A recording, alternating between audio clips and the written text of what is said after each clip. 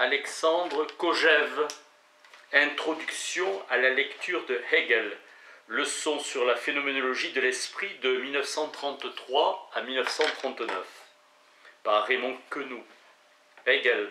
Le courage de la vérité, la foi en la puissance de l'esprit sont la première condition de la philosophie. L'homme, puisqu'il est esprit, peut et doit se considérer comme digne de tout ce qu'il y a de plus sublime. L'homme ait conscience de soi au moment où il dit « moi ». Comprendre l'homme par la compréhension de son origine, c'est comprendre l'origine du moi révélé par la parole. La contemplation révèle l'objet et non le sujet. Le moi est le moi d'un désir.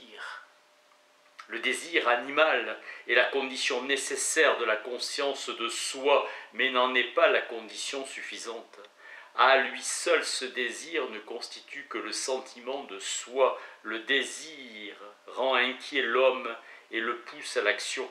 Négation, destruction ou transformation de l'objet désiré. Toute action est négatrice. Pour qu'il y ait conscience de soi, il faut que le désir porte sur un objet non naturel, sur quelque chose qui dépasse la réalité donnée comme le désir lui-même. Le moi se nourrit de désir, ce moi sera devenir. L'être même de ce moi sera action, il sera son propre œuvre. Le désir humain doit porter sur un autre désir. L'histoire humaine est l'histoire des désirs désirés. L'homme se nourrit de désirs. La valeur suprême pour l'animal est sa vie animale. Être pour soi pur, c'est être négativité. Négatrice absolue. L'homme n'est humain que dans la mesure où il veut s'imposer à un autre homme, se faire reconnaître par lui. Il ne sert à rien à l'homme de la lutte, de tuer son adversaire, il doit le supprimer dialectiquement, lui détruire son autonomie. Sa véritable autonomie est celle qu'il maintient dans la réalité sociale par l'effort de cette action. L'autre est la conscience dépendante, un maître, un esclave qui est l'adversaire vaincu. Le maître n'a plus qu'à jouir de la chose. Il ne peut se savoir être maître qu'en se faisant reconnaître comme tel par l'esclave. L'homme intégral, absolument libre, sera l'esclave qui a supprimé sa servitude. La maîtrise oisive est une impasse alors que la servitude laborieuse sera la source de tout progrès humain, social, historique. L'histoire est l'histoire de l'esclave travailleur. Cet esclave dans son être même est changement, transcendance, transformation, éducation. Il est devenir historique. Le maître force l'esclave à travailler et en travaillant, l'esclave devient maître de la nature. Le travail le libère de lui-même, de sa nature d'esclave. Il se libère du maître en transformant le monde donné par son travail. C'est donc par le travail que l'homme se réalise objectivement en tant qu'homme. L'homme qui travaille reconnaît dans le monde effectivement transformé par son travail sa propre œuvre. La nature est la négation de l'essence. Elle est abstraite car elle fait abstraction de l'esprit. Seule la synthèse est concrète, l'homme dans lequel l'essence de l'absolu est pleinement réalisée. La philosophie de l'esprit culmine dans la philosophie de l'histoire qui décrit le devenir réel de l'absolu. L'objet de la phénoménologie est l'homme en tant que phénomène existentiel. Pour Hegel, l'essence n'est pas indépendante de l'existence. La phénoménologie est une anthropologie philosophique. Elle veut décrire l'absence intégrale de l'homme. La philosophie doit être scientifique. L'homme prend conscience de son interaction avec le monde. Il prend conscience de soi dans le monde, conscience intégrale. Napoléon achève l'histoire. Hegel en prend conscience. C'est le savoir absolu. Ce savoir décrit la totalité du réel. C'est la vérité totale et définitive. Pour y arriver, il a fallu achever l'histoire. Napoléon. Un dépassement ramène au point de départ cette circularité et démontre la totalité, la vérité de l'ensemble. L'homme se réduit aux sensations pures et simples. La phénoménologie est plus qu'une théorie de la connaissance, c'est l'homme intégral qui étudie et décrit la philosophie. La vérité, c'est le réel révélé par la connaissance, et cette connaissance est rationnelle, conceptuelle. Elle est exprimable par un discours raisonnable, logos. Hegel veut réduire le dualisme de la philosophie moderne, y compris Kant et Fichte, dont l'origine est bien cartésienne. La philosophie absolue, c'est celle de Hegel. La religion que cette philosophie comprend, c'est le christianisme. L'humanité de Jésus-Christ, Dieu devient homme. Hegel interprète l'homme, devient Dieu à la fin de son évolution historique. Il est Dieu en le devenant par l'ensemble de cette évolution. L'homme révèle le monde. Hegel est intellectualiste sans la création par l'action négatrice.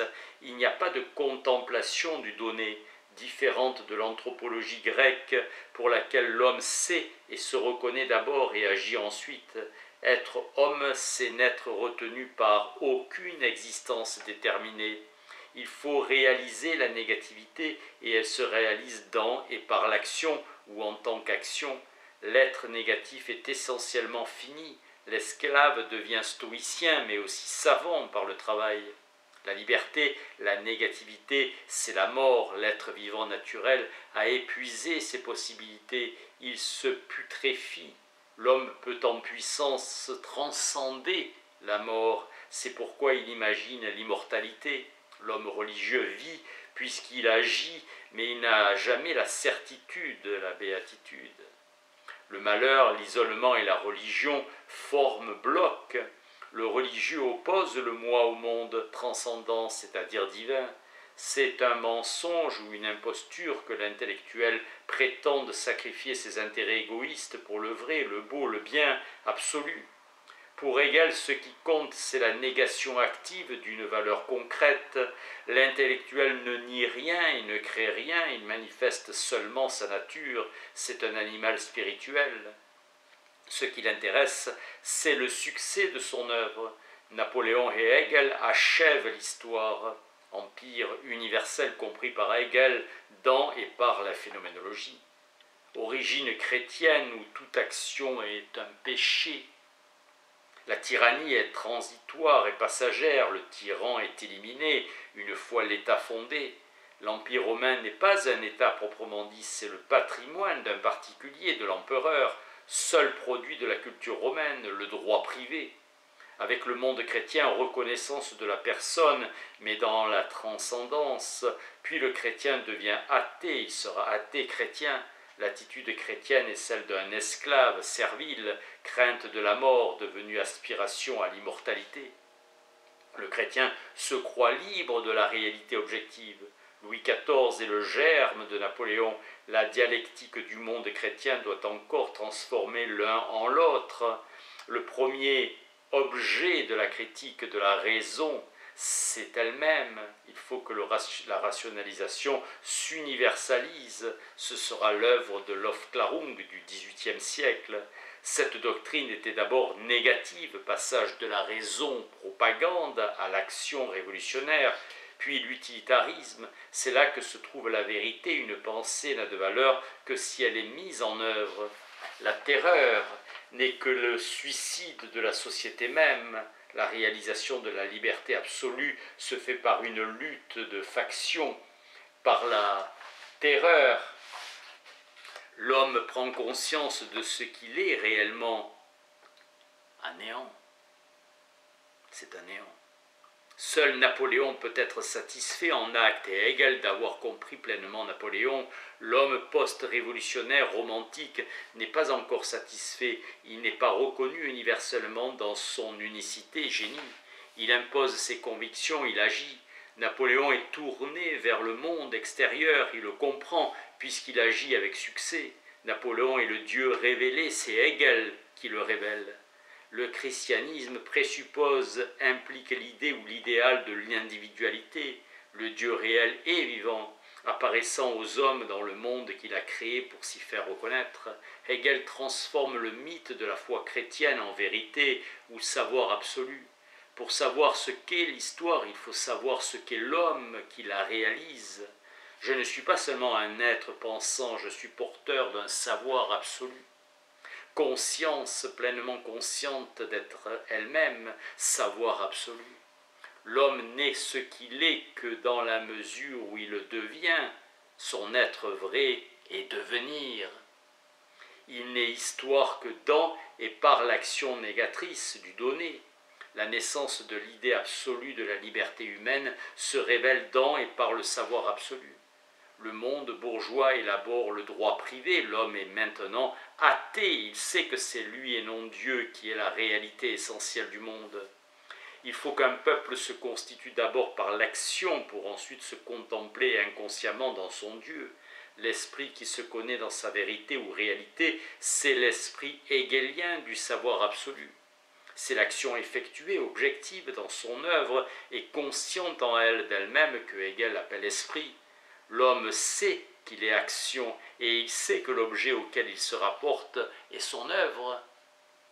Cet objet en réalité est lui-même. Napoléon est concret, il est même le plus concret, le plus réel de tous les hommes. Il est la première réalisation de l'individualité, synthèse du particulier et de l'universel. Esprit égale homme, sa réalisation est son œuvre consciente et volontaire. L'état réalisé par l'action de Napoléon. L'homme prend conscience de l'homme concret et pour pouvoir le faire, il doit d'abord se faire une idée de Dieu qui ressemble à l'idée qu'il se fait de lui-même. L'homme doit de plus en plus anthropomorphiser Dieu.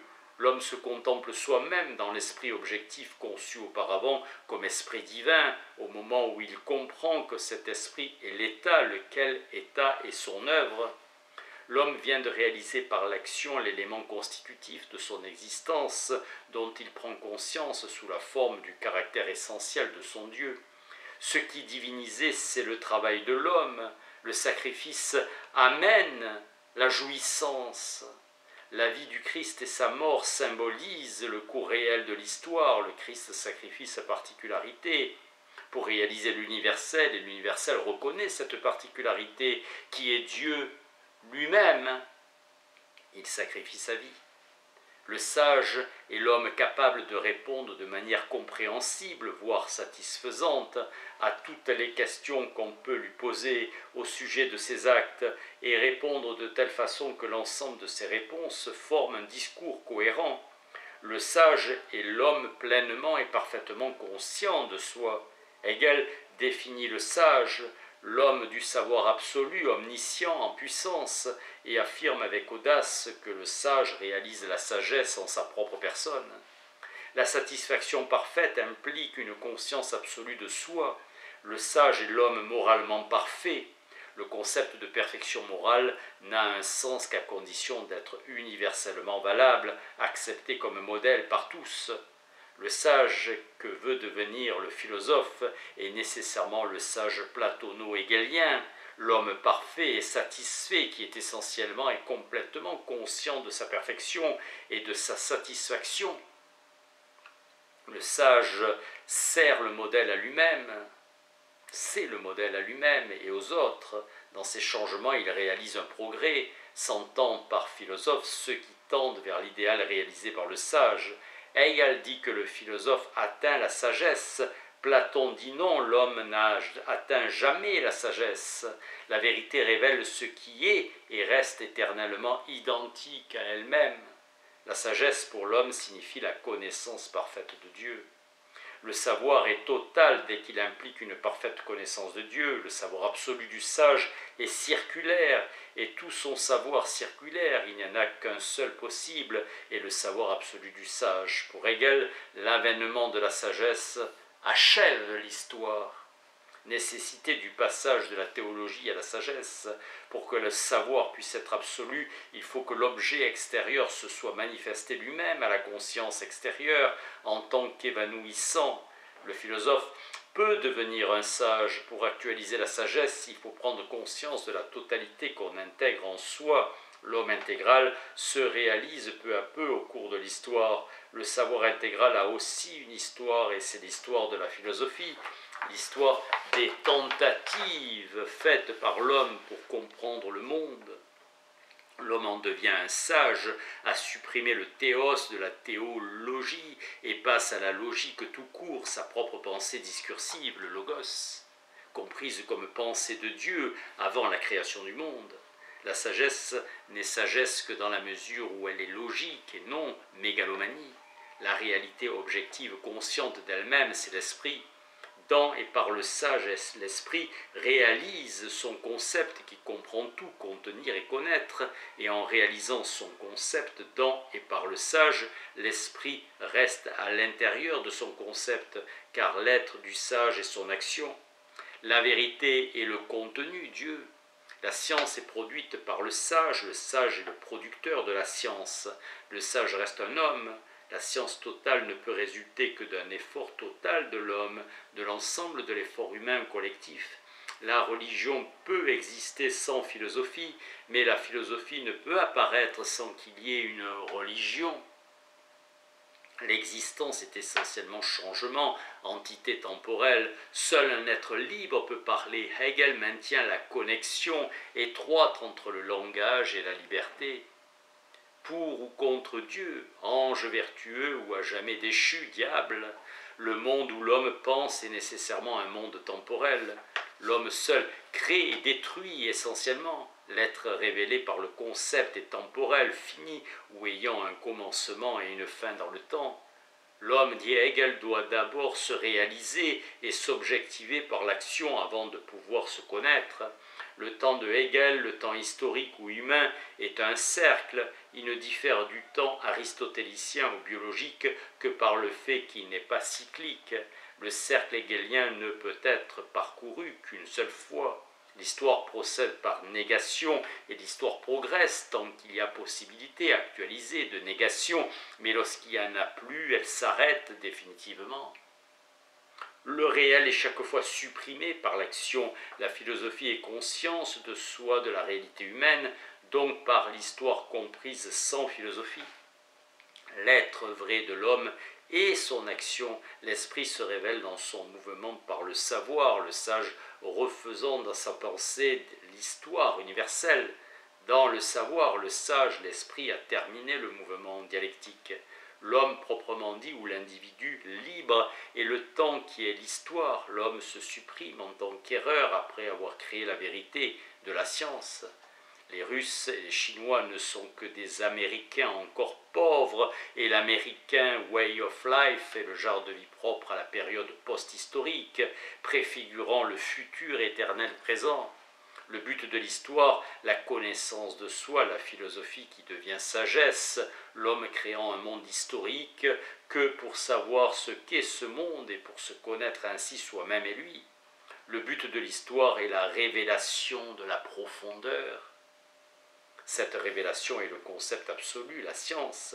La physique décrit le réel dans la mesure où il est donné à ce sujet sans décrire ce sujet lui-même. La dialectique aboutit à l'adéquation entre la pensée discursive et la réalité et l'être. L'interlocuteur divin est fictif, tout se passe dans l'âme même du savant. Hegel fut le premier auditeur, historien, philosophe, le premier à l'être consciemment. Avec Hegel, il y a une dialectique réelle, pure et simple description qui décrit une dialectique de la réalité. La vérité est plus qu'une réalité, elle est révélée. Le discours hegelien est dialectique, il décrit la dialectique réelle de la lutte et du travail, reflet idéal de la pensée philosophique.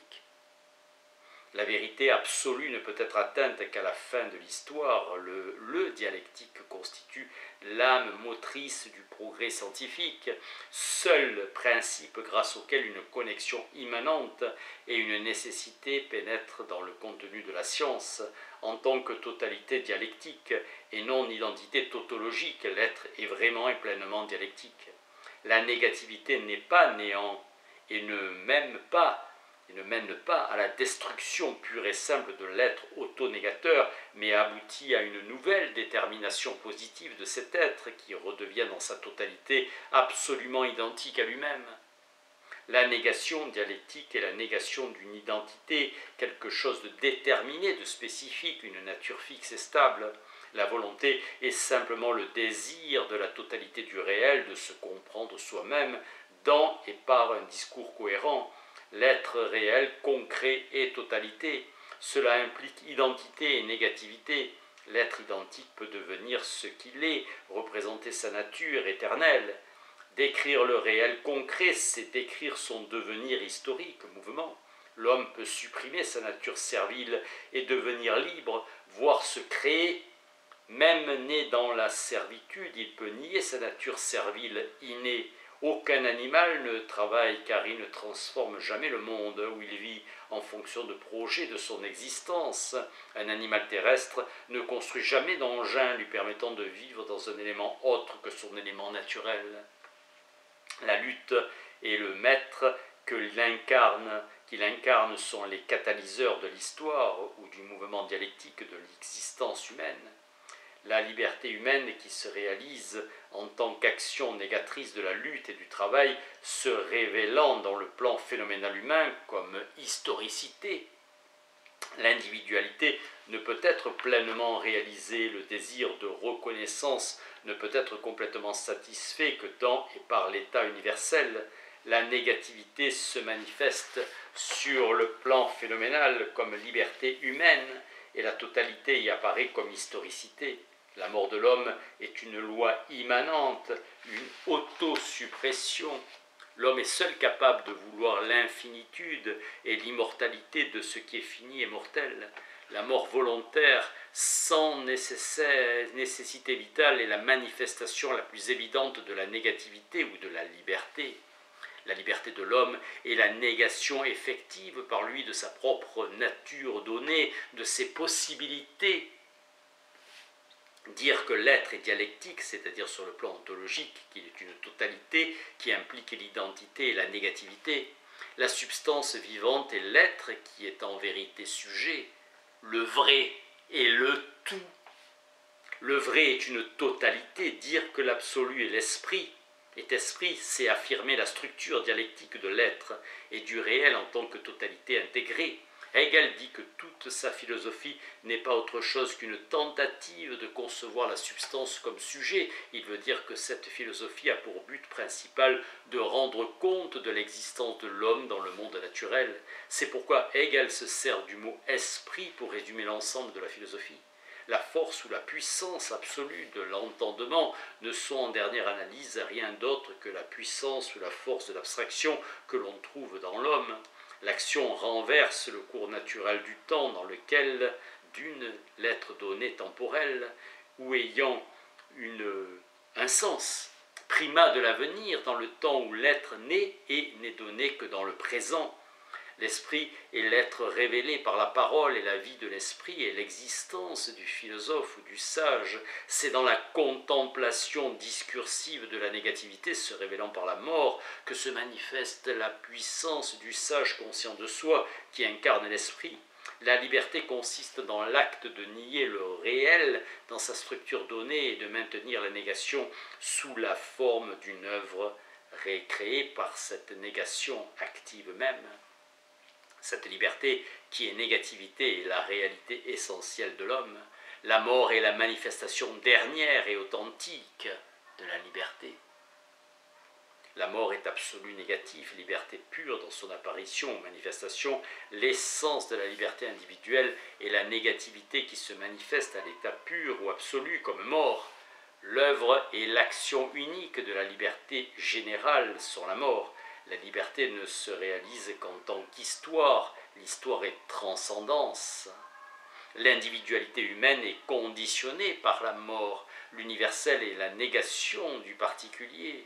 L'être vrai de l'homme est son action. L'homme est le seul être au monde qui sait qu'il doit mourir. En parvenant à la sagesse, l'homme comprend que c'est uniquement sa finitude ou sa mort qui lui assure la liberté absolue, en le libérant non pas seulement du monde donné, mais du donné éternel et infini Dieu. La conscience de cette liberté absolue satisfait l'orgueil infini de l'homme qui constitue le fond même de son existence humaine. Merci.